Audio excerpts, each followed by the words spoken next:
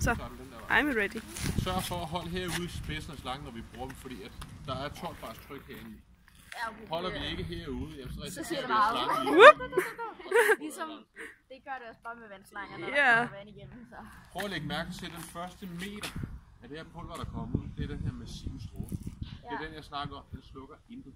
Ja. Cirka herude omkring, så begynder det at komme ud i sky. Og så bliver det bare mere og mere og mere. Ja. Men prøv du en gang at fyre sådan en af, ikke? Men så kan jeg ikke få det hele med. Bare helt i bund. Oh my god. Cirka herude til. Ja, ja. Cirka herude til. Der er den altså massiv herfra. Så begynder det at komme ud i sky. Ja. Godt. Det er sådan, I ikke skal fokusere på. Det, vi kan prøve nu, det er at selvfølgelig kan slukke vores brand herovre. Når vi slukker sådan en brand som den her, igen, der er 12 bars tryk, nu gør jeg det så for jer. Ja, nok en god idé. Der er 12 bars tryk i den her, og det er en væskebrand. Så skal man selvfølgelig være opmærksom på hvad? At man ikke sprøjter væsken op. Ja, at du ikke får tryk ned i væsken, så det bare flyver op i stedet. Ja.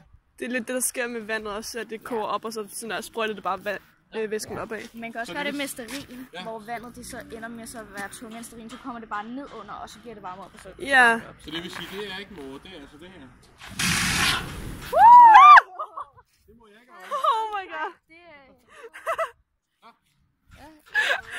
I got it. You're all right. Did you get it on film? Yes.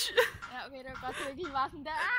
Det var du ikke også godt. Nej. Det skal være opmærksom på. Får vi gjort det, så risikerer vi altså, at det olie, der ligger hernede, det bliver spredt over hele området her. Ja. Så brænder det bare ind. Så er det altså ikke kun i tønden mere, men nu er det altså lige pludselig hele området. Ja. Det gjorde de med den der spilbånd, og så brændte de der i en keramisk skål. Det var ikke særlig godt. Og så nej. hele bordet, og de kunne ikke slukke det med spilbånd.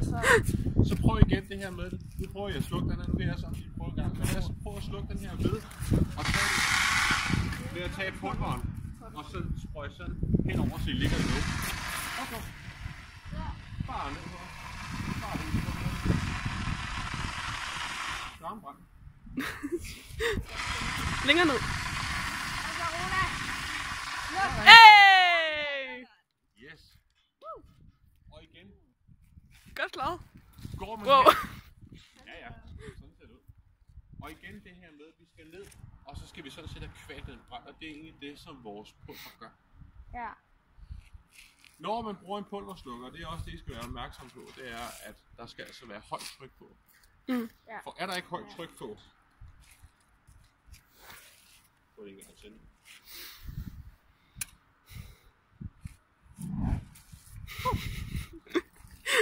Er der ikke højt tryk på, og vi bare gør det sådan? Prøv at høre, hvordan det er helt i Ja, så bliver det bare. Så kan vi faktisk risikere, at det er pulveren, der begynder at brænde. Gud. Det vil ikke være så godt. Ja. Så risikerer vi altså, at det er pulveren, der begynder at brænde. Oh my god. Det er ligesom, hvis man for eksempel hælder flødepulver på, og så kaster det sådan der i, og så det er også kæmpe ildsky. Lige nok. Så når vi bruger sådan en som den her, så skal vi altså sørge for, at der kommer så højt tryk ud som overhovedet muligt. Ja, det er ellers virker det ikke. Ja. Godt. Ej, hvor nice. Vi har flere på. Ja, vi har en del. Der Så det skal I også lave sig på. Ja, der er Der er en mere der.